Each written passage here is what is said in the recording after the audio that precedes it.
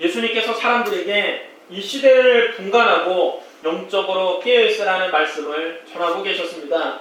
바로 그때 어떤 사람들이 예수님께 와서 로마 총독 빌라도가 제사를 드리고 있는 갈릴리 사람들을 죽인 이야기를 했습니다. 이 사건에 대해 성경이 자세하게 기록하지 않기 때문에 그때 무슨 일이 벌어졌는지 정확히 알 수는 없습니다. 다만 당시의 시대적 상황에 비춰볼 때 이렇게 추측할 수 있습니다. 당시에 로마 통치에 불만을 품은 유대인들의 독립운동이 곳곳에서 빈번하게 일어났습니다. 특별히 갈릴리에는 하나님의 거룩한 땅에서 이 로마인들을 몰아내기 위해 무장 독립투쟁을 벌이는 열심당원들이 많이 살았습니다. 성경에는 그들을 셀롯이라고 부릅니다.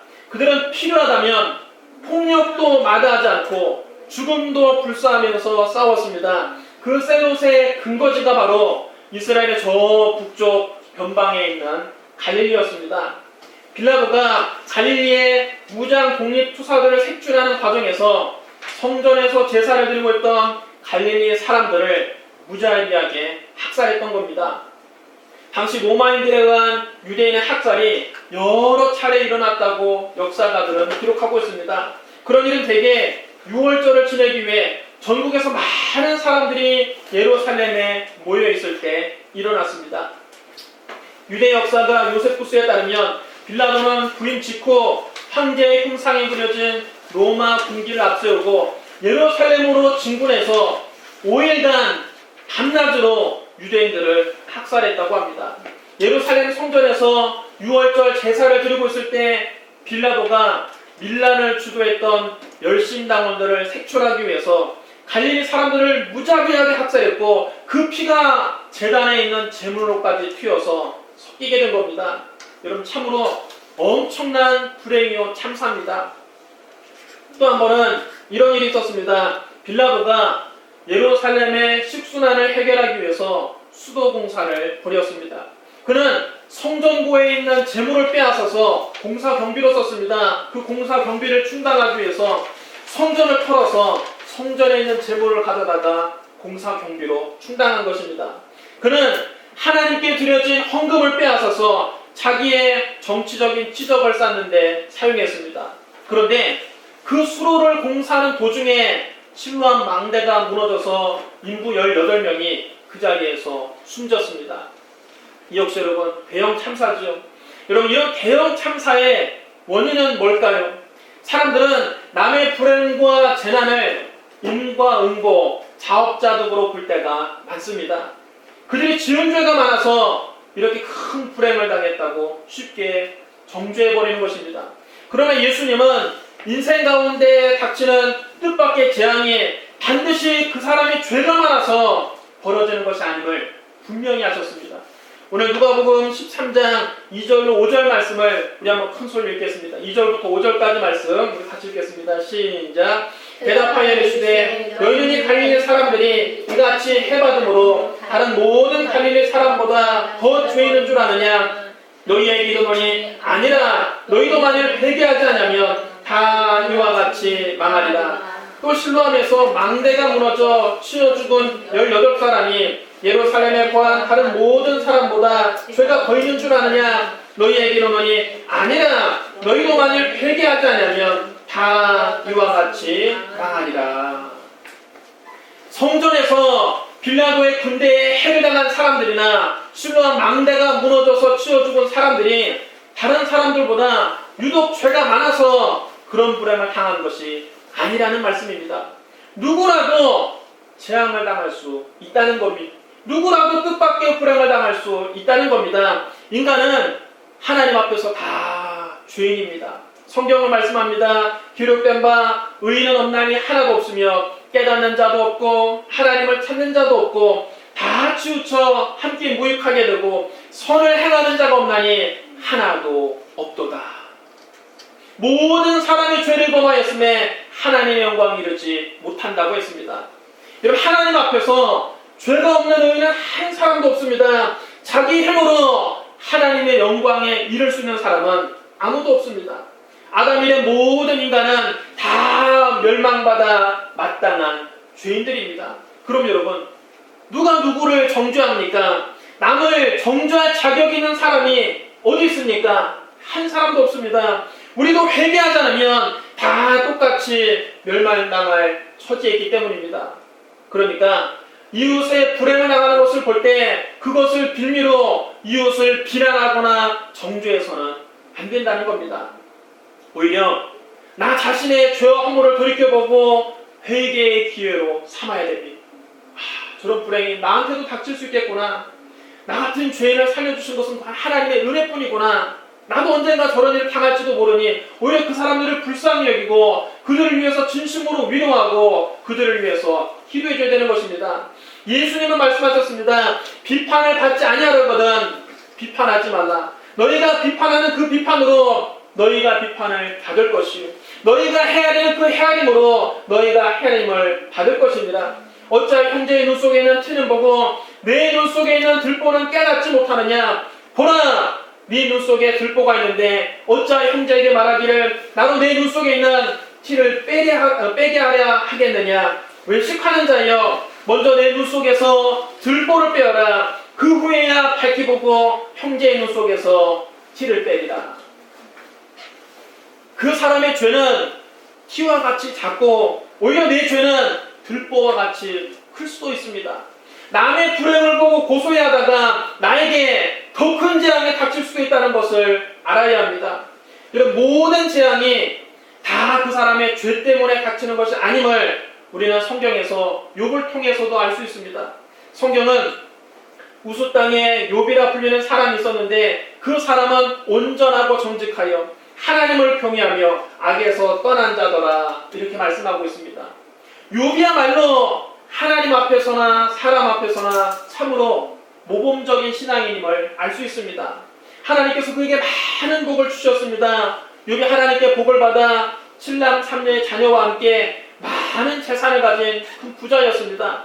양이 7,000마리요, 낙타가 3,000마리요, 소가 500결이요, 암나귀가 500마리나 되었고 종도 많았습니다. 욥은 당시에 동방에서 가장 큰 부자였습니다.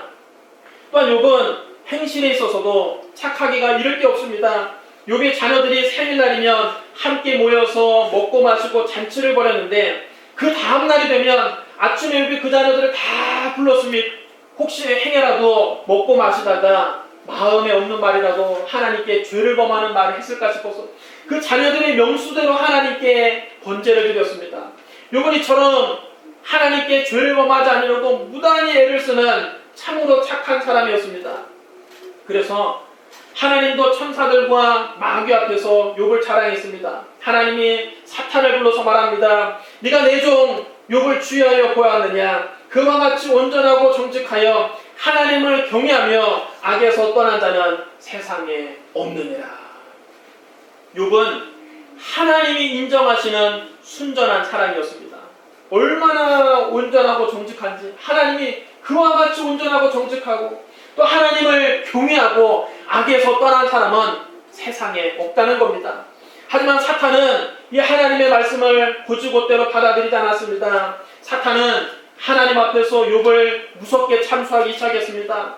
욥이 없이 까닭 없이 하나님을 경외하니까 주께서 그와 그의 집과 그의 모든 소유물을 울타리로 두르심 때문이 아니니까 주께서 그의 손으로 하는 바를 복되게 하사 그의 소유물을 땅에 넘치게 하셨나이다. 이제 주의 손을 펴서 그의 모든 소유물을 치소서. 그리하시면 틀림없이 주를 향하여 욕하지 아니하겠나이까.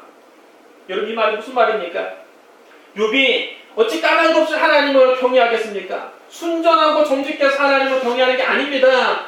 하나님을 이용해 먹기 위해서 작전상 그렇게 하는 거지 참마음은 그렇지가 않을 것입니다.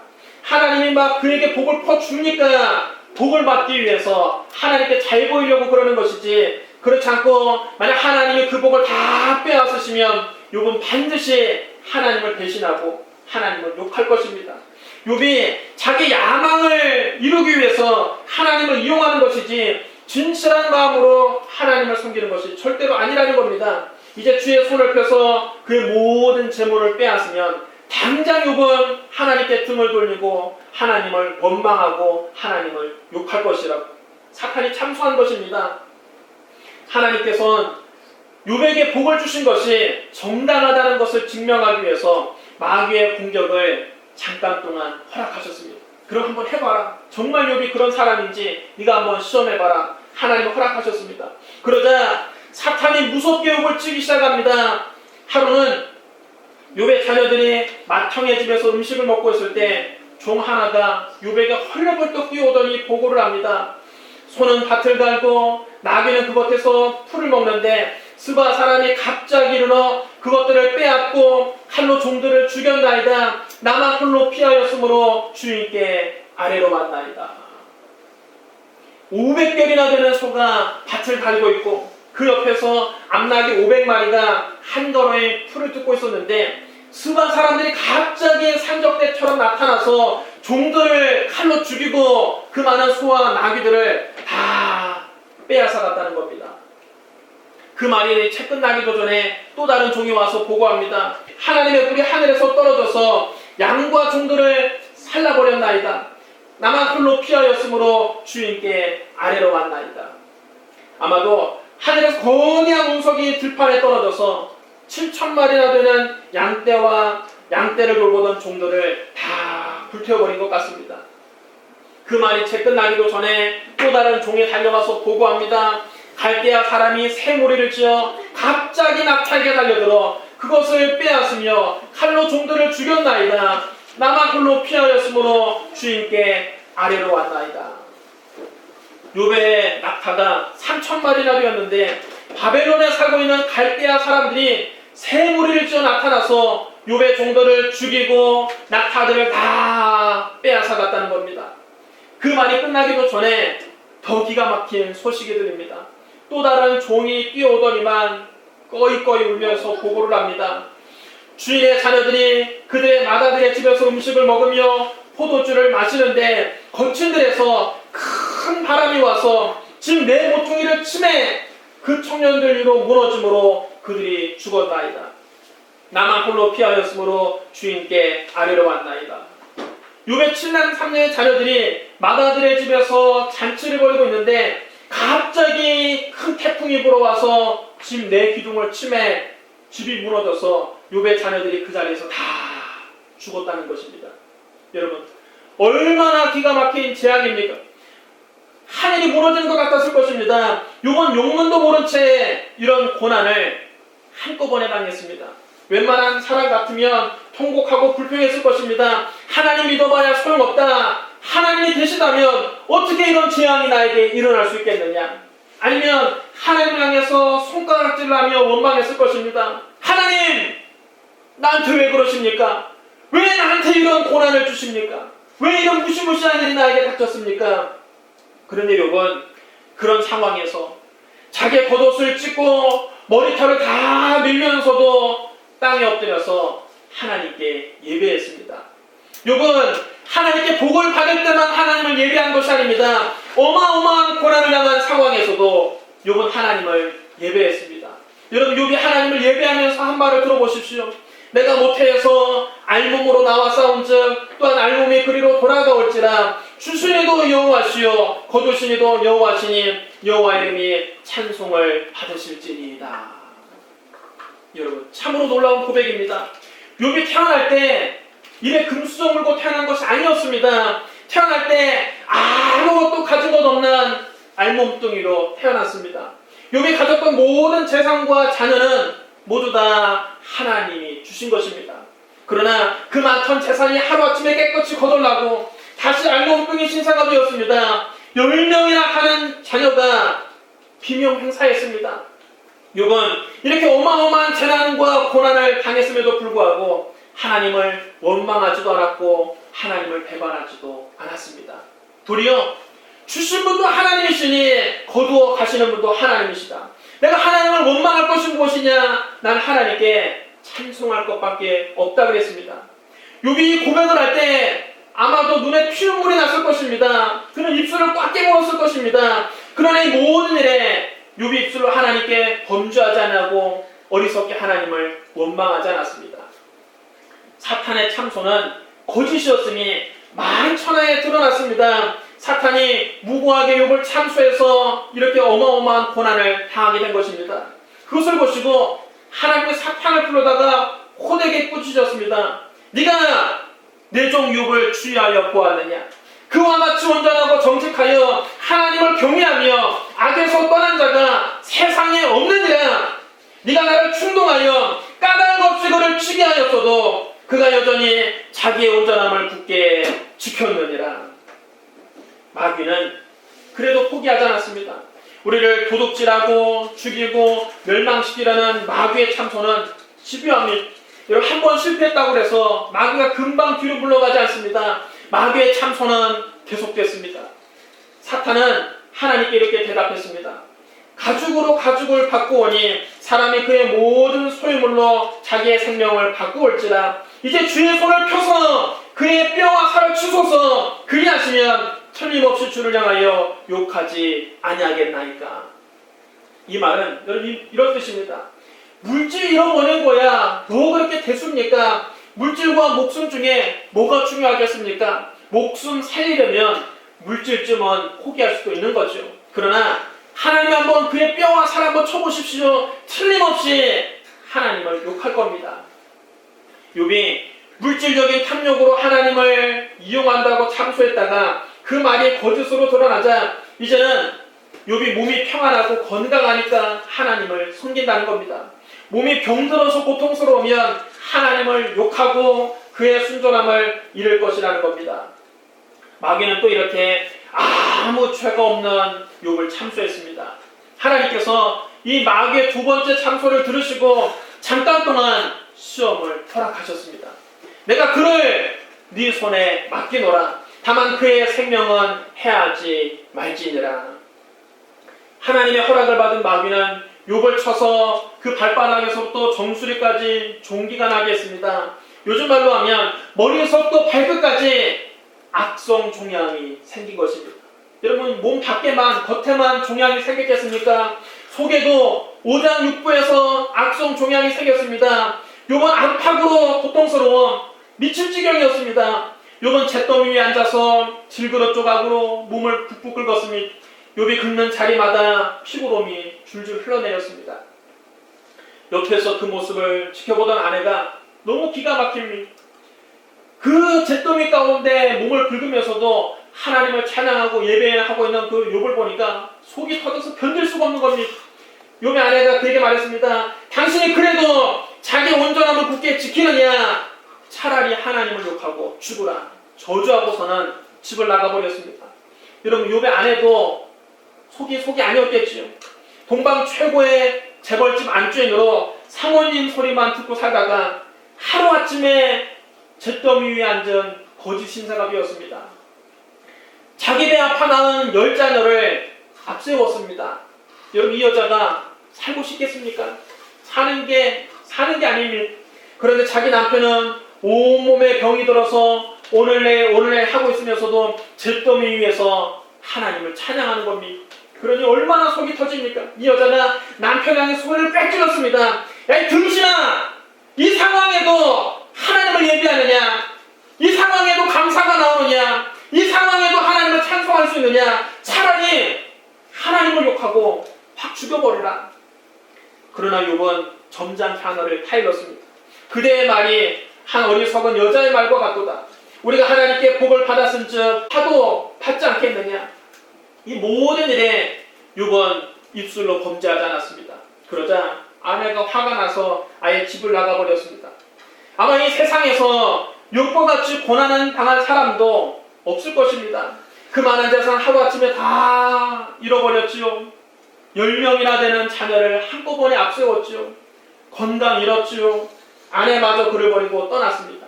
욥은 다 잃었습니다. 이 모든 재앙이 과연 여러분 욥의 죄 때문입니까? 욥이 죄를 지어서 남보다 특별히 많은 죄를 지어서 이런 엄청난 고난을 당하게 된 것입니까? 아니지요. 욥은 하나님이 인정하시는 순전한 사람이었습니다. 그와 같이 온전하고 정직하여 하나님을 경외하며 악에서 떠난다는 세상에 없느니라. 그런데도 욥은 말할 수 없이 참혹한 고난을 당했습니다.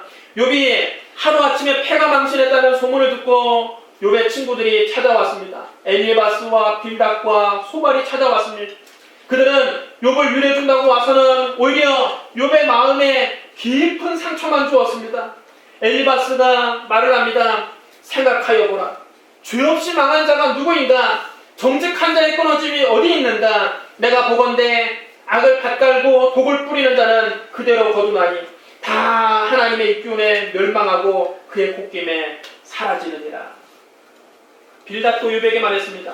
하나님이 어찌 정의를 굳게 하시겠으며 전능하신 이가 어찌 공의를 굳게 하시겠는가? 네 자녀들이 주께 죄를 지었으므로 주께서 그들을 그 죄에 버려두셨나니 네가 만약 하나님을 찾으며 전능하신 이에게 간구하고 또 청결하고 정직하면 반드시 너를 돌보시고 내 의로운 처소를 평안하게 하실 것이라.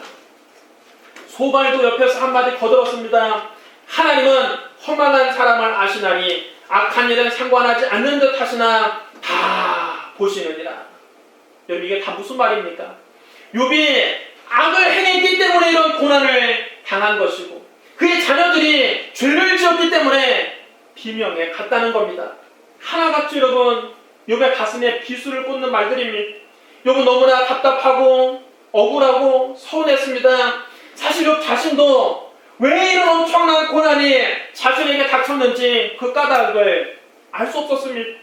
천상에서 사탄이 하나님께 욥을 참수해서 벌어진 일을 욥이 어떻게 알 수 있습니까?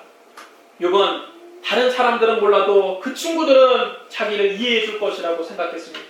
그 친구들은 와서 자기를 위로해 줄 줄로 기대했습니다. 자기가 다시 일어날 수 있도록 그 친구들이 십시일반이라도 도와줄 줄 알았습니다. 그러나 친구들은 오히려 찾아와서 상처난 곳에 소금을 뿌렸습니다. 욥은 믿는 도끼에 발등이 지키고 말았습니다. 욥이 거부일 때는 그들은 와서 다 듣기 좋은 말만 하던 친구들입니다. 자기들이 어려울 때 다 한두 번씩 욥에게 도움을 받았던 친구들입니다. 그러나 이제 욥에게 등을 돌리고 무시무시한 저주를 퍼붓고 있는 겁니다. 여러분 이것이 세상 인심입니다. 내가 성공하고 재물이 많고 지위가 높고 힘이 있을 때는 사돈의 팔촌까지 되는 사람들도 찾아와서 온갖 감언이설로 내 귀를 간지럽게 합니다. 그러나 입안에 혀처럼 그렇게 비유를 맞추던 사람들도 내가 실패하고 재산 잃어버리고 지위를 잃어버리고 힘을 잃어버리면 완전히 등을 돌리고 오히려 등에다가 비수를 찌르며 공격합니다. 여러분 사람처럼 간사한 동물이 없습니다. 그러므로 사람 의지하려고 하면 안 됩니다. 사람에게 기대려고 하면 반드시 실망하게 되었습니다. 어려움 당할 때 사람에게 위로받으려고 하다 오히려 마음의 상처만 더 커지게 됩니다. 욥의 친구들은 그를 정죄하고 비난하고 마음에 비수를 꽂았지만 하나님께서는 달리 말씀하십니다. 하나님께서는 욥의 세 친구들을 엄하게 꾸짖으셨습니다. 하나님께서 대만 사람 엘리바스에게 말씀하셨습니다. 내가 너와 내 두 친구에게 노하나니 이는 너희가 나를 가리켜 한 말이 내 종 욥의 말과 같이 옳지 못함이니라.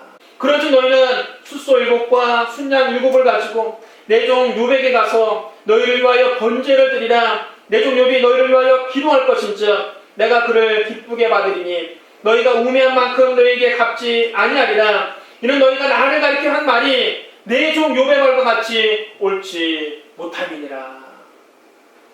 욥의 친구들의 말은 틀렸다는 겁니다. 하나님께서는 욥의 세 친구들에게 분노를 금할 수 없다고 말씀하셨습니다. 그들이 하나님께 한 말이 욥의 말만큼 진실하지 못하다고 하셨습니다. 욥의 세 친구는 욥만큼 진실한 사람이 아니었습니다. 욥만큼 신실한 사람이 아니었습니다. 욥만큼 순전한 사람들도 아니었습니다. 그런데도 그들은 욥이 불행을 당하는 것을 보고 너무 쉽게 욥을 비난하고 정죄했습니다. 그들은 교만하게도 자기들이 욥보다 의롭다고 생각한 것입니다. 그러나 하나님께서는 오히려 그들이 욥에게 사죄해야 한다고 말씀하시는 것입니다. 욥이 그들을 위해서 기도해 주어야만 하나님께서 욥의 기도를 들으시고 그들의 어리석은 말대로 갚지 않을 것이라고 하신 것입니다. 그럼 여러분 이 세상에 닥치는 모든 재앙이 다 그들의 죄 때문에 오는 것은 아닙니다. 여러분, 우리는 인간에게 닥치는 불행의 원인을 정확히 알 수 없습니다. 그것은 하나님만이 아십니다.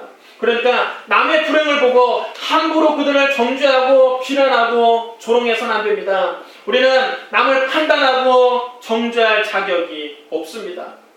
옳다, 그르다, 선하다, 악하다, 이 판단은 하나님만 하실 수 있는 겁니다. 우리는 남을 판단하고 정죄하는 교만한 마음을 버려야 합니다. 여러분, 오늘날에도 지구촌 곳곳에서 대형 참사가 끊임없이 일어나고 있습니다. 올해 1월부터 10월까지 지중해를 건너온 난민이 이미 60만 명을 넘어선 것으로 추산됩니다. 난민들 가운데는 IS의 격전지 시리아 출신이 가장 많습니다. 아프가니스탄, 나이지리아 출신들도 상당수를 차지합니다. 모두 다 내전이 잦고 정세가 불안한 나라들입니다. 가난과 불안을 더 이상 이어갈 수 없다. 우리도 사람답게 살고 싶다면서 일자리가 있고 복지 제도가 잘 갖춰진 유럽으로 망명 신청을 하고 있습니다.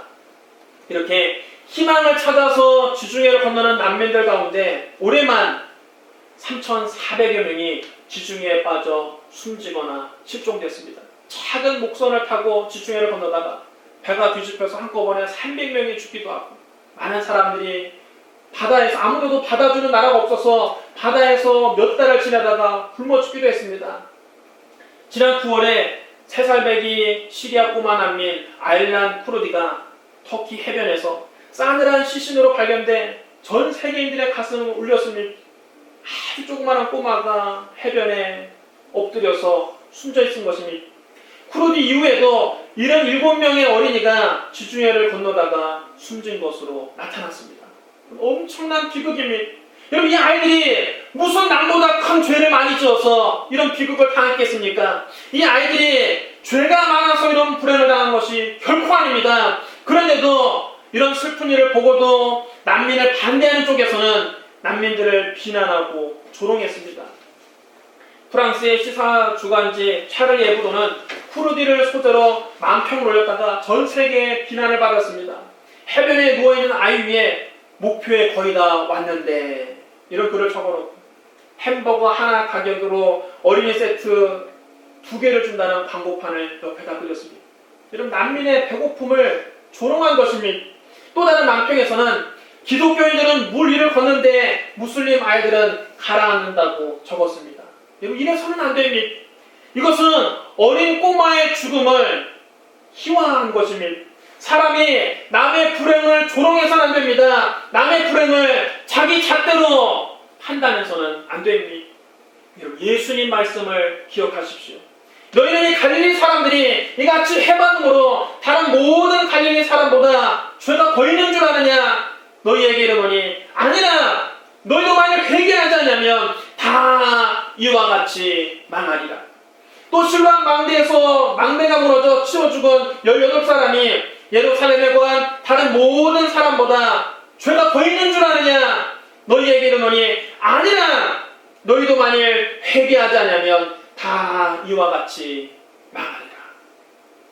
여러분, 불행을 당한 사람이 우리보다 죄가 많아서 그런 재앙을 만난 것이 결코 아닙니다. 우리도 회개하지 않으면 언제든 그런 불행을 당할 수 있다는 사실을 잊지 말아야 됩니다. 그러므로 남의 불행을 보고 비난하고 정죄할 것이 아니라 오히려 하나님의 경고 메시지로 받아들여야 합니다. 우리도 회개하지 않으면 똑같은 재앙을 당할 수 있다는 사실을 깨닫고 자신의 삶을 되돌아보고 가슴을 치면서 회개해야 됩니다. 사랑하는 성도 여러분, 우리는 이웃이 불행을 당하는 것을 볼 때 혹시 그가 무슨 죄를 지었기에 저런 불행을 당하는가? 그 자녀들이 무슨 나쁜 짓을 많이 했기에 저런 재앙을 당했나? 부정적으로 판단하기 쉽습니다. 하지만 어려움에 처한 이웃을 매정하게 비난하고 정죄하는 것은 결코 그리스도인의 자세가 아닙니다. 예수님은 그런 불행이 그들 자신의 죄 때문에 온 것이 아니라고 분명히 말씀하셨습니다. 성숙한 그리스도인은 이웃의 아픔을 함께 아파합니다. 성숙한 그리스도인은 이웃의 슬픔을 함께 슬퍼합니다. 여러분, 로마서 12장 15절은 말씀합니다. 즐거워하는 자들과 함께 즐거워하고 우는 자들과 함께 울라. 여러분 따르셔야 합니다. 즐거워하는 자들과 즐거워하는 자들과 함께 즐거워하고 함께 즐거워하고 우는 자들과 우는 자들과 함께 울라. 함께 울라. 사랑하는 성도 여러분, 이웃의 고통을 나의 아픔으로 함께 아파하고 이웃이 슬퍼할 때 함께 울어줄 수 있는 성숙한 그리스도인이 되시기를 주님의 이름으로 축원합니다. 우리 기도하겠습니다. 사랑이 많으시고 거룩하신 하나님 아버지, 지금도 전 세계 곳곳에서 말할 수 없이 참혹한 기극들이 일어나고 있습니다. 말할 수 없이 슬픈 대형 참사들이 계속되고 있습니다.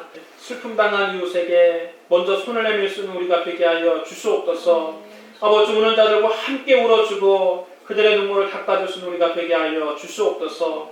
아버지, 남의 아픔을 함께 아파하며 그들을 위해서 기도할 수 있는 성숙한 그리스도인이 되게 하여 주옵소서. 예수님 이름으로 감사함에 기도드리옵나이다. 아멘.